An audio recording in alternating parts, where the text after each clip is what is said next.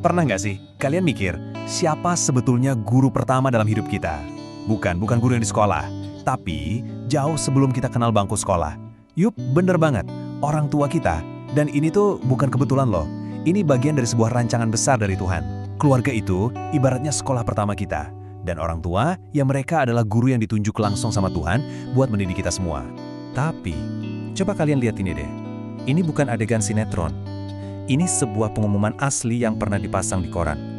Isinya, surat pernyataan putus hubungan keluarga. Seorang orang tua secara terbuka bilang kalau mereka udah nggak nganggap orang ini sebagai anak mereka lagi. Apapun yang dia lakuin, bukan lagi jadi tanggung jawab mereka. Ini benar-benar terjadi di dunia nyata. Pertanyaan besarnya kan jadi gini, gimana ceritanya sebuah hubungan yang dari awalnya dirancang begitu indah sama Tuhan, kok bisa ya sampai ke titik separah ini? Apa sih yang salah? Kenapa ikatan yang mestinya jadi yang paling kuat malah bisa sampai putus? Nah, inilah yang bakal kita coba pahami bareng-bareng. Oke, biar pembahasannya runut, kita akan jalan lewat 5 poin ini ya. Pertama, kita lihat dulu desain aslinya Tuhan itu kayak gimana. Terus, kita bahas panggilan buat orang tua. Ketiga, perintah buat anak.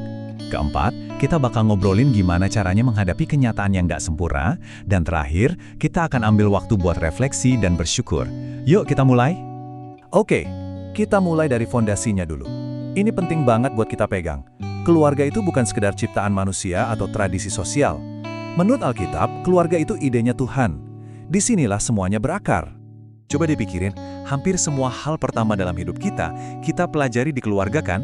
Dari cara kita jalan, ngomong, sampai akhirnya bisa bedain mana yang baik dan mana yang buruk. Orang tualah yang ngajarin kita nilai-nilai dasar yang ngebentuk karakter kita di awal-awal. Makanya mereka itu disebut pendidik yang paling utama. Nah, ini ada satu prinsip yang keren banget. Walaupun kita ini anaknya orang tua kita di dunia, Alkitab ngingetin kita bahwa setiap jiwa, entah itu jiwa ayah atau jiwa anak, itu sepenuhnya milik Tuhan. Jadi orang tua kita itu sebenarnya adalah wali. Mereka dipercaya Tuhan buat ngejaga kita, miliknya yang paling berharga. Sekarang kita masuk ke pilar yang pertama nih, panggilan jadi orang tua.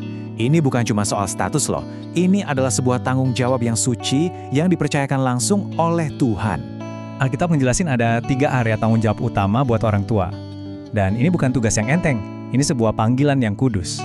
Yuk, kita bedah satu-satu, ada tanggung jawab spiritual, emosional, dan fisik.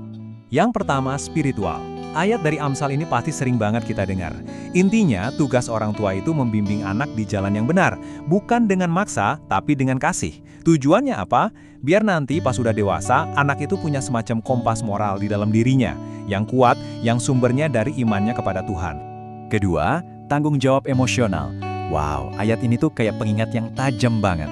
Orang tua diminta jangan nyakitin hati anak, yang bisa bikin mereka jadi tawar hati. Contohnya apa ya?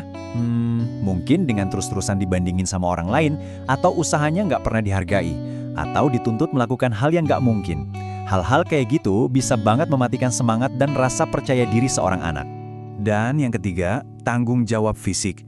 Ini bukan cuma soal nyiapin makanan, baju, atau tempat tinggal ya. Ayat ini negasin kalau nggak ngerawat keluarga sendiri, itu sama aja kayak menyangkal iman. Ini soal memastikan kebutuhan keluarga itu cukup, bahkan mikirin masa depan mereka. Ini adalah iman yang kelihatan dari tindakan nyata. Oke, tanggung jawab itu bukan cuma buat orang tua aja. Sekarang, mari kita lihat dari sisi sebaliknya, perintah yang Tuhan kasih buat anak. Ingat ya, hubungan ini harus jalan 2 arah. Coba diperhatiin, dari 10 perintah Allah, perintah buat hormat ke orang tua itu perintah pertama yang ngatur hubungan antar manusia. Ini nunjukin betapa penting dan mendasarnya peran keluarga. Menghormati orang tua itu dianggap sebagai fondasi dari masyarakat yang sehat. Lalu di Perjanjian Baru, Rasul Paulus mengulanginya lagi. Bahkan dia nambahin, kalau di balik perintah ini ada janji, kebahagiaan, dan umur yang panjang. Tapi penting buat dicatat ya, ini bukan ketaatan yang buta, tapi ketaatan di dalam Tuhan. Artinya, kita taat karena dasar kasih dan hormat, bukan karena takut. Oke, dari tadi kita ngobrolin yang ideal-ideal ya. Tapi pertanyaannya, gimana kalau kenyataannya nggak kayak gitu? Karena faktanya, nggak ada keluarga yang sempurna. Nggak ada orang tua yang sempurna, nggak ada juga anak yang sempurna. Terus, gimana kita harus menghadapinya? Ada satu cerita yang, wah ini kena banget sih buat menggambarkan ini. Bayangin ya, ada 2 anak laki-laki. Ayahnya sama, seorang pecandu alkohol. Lingkungannya sama, Teladan yang mereka lihat setiap hari ya itu-itu juga. Tapi hasilnya beda jauh. Anak yang pertama bilang, "Ya, ayahku kan pemabuk, jadi wajar aja aku jadi kayak dia. Gak ada contoh lain." Tapi anak yang kedua, dia bilang, "Justru karena ayahku pemabuk, aku bertekad, aku gak akan pernah jadi seperti dia."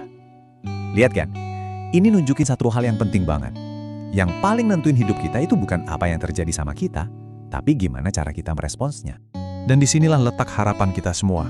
Sekalipun kita mungkin datang dari keluarga yang gak sempurna atau bahkan hancur, kita gak pernah sendirian. Tuhan menawarkan dirinya sebagai Bapa di surga yang sempurna. Kasihnya gak pernah gagal, dan dia gak akan pernah mengecewakan kita. Seorang teolog bernama J.I. Packer merangkumnya dengan sangat indah. Apapun pengalaman kita dengan orang tua di dunia ini, entah itu baik, entah itu mengecewakan, atau bahkan kita gak pernah kenal sama sekali, kita semua bisa menemukan figur Bapa yang sempurna di dalam Tuhan. Dia bisa mengisi setiap kekosongan yang mungkin ada di hati kita.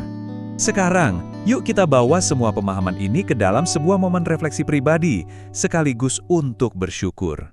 Coba kita pakai analogi ini ya. Bayangin seorang anak kecil lagi duduk di lantai, ngeliatin ibunya yang lagi menyulam kain dari bawah. Apa yang dia lihat? Cuma benang-benang yang semrawut, kusut, acak-acakan, gak jelas bentuknya apa.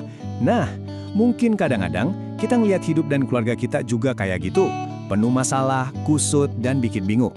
Tapi coba lihat dari sisi atas, dari sudut pandang si ibu. Ternyata, benang-benang yang dari bawah kelihatan kusut itu, dari atas membentuk sebuah gambar yang sangat indah. Analogi ini ngajarin kita buat percaya. Meskipun yang kita lihat sekarang mungkin kelihatannya berantakan, dari sudut pandang Tuhan, dia itu lagi menenun sebuah mahakarya. Dan suatu saat nanti, dia bakal nunjukin ke kita hasil akhirnya yang indah itu. Terus apa yang bisa kita lakuin sekarang? Ini bukan PR kok, anggap aja ini sebuah undangan. Coba deh, luangin waktu buat ngobrol sama orang tua kalian, tanya apa sih suka duka mereka pas ngegedein kalian. Doakan mereka, apapun kondisinya sekarang.